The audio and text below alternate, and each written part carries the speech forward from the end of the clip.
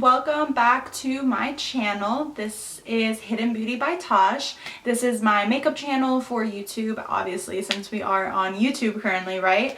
So as you guys can tell by the title of this video, today I'm going to be recreating this hair look. This is my simple curly hair tutorial without hairspray. So I did not use any hairspray with this hair look, zero. And I know a lot of the times we don't really like using hairspray. I know I don't, because it leaves my hair sticky, oily. It just doesn't look good. It just makes it look unnatural.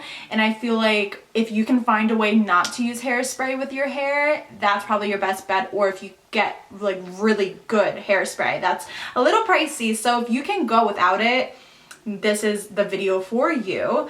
So yes, this is how I recreated my curly hair look without any hairspray. It stays in place.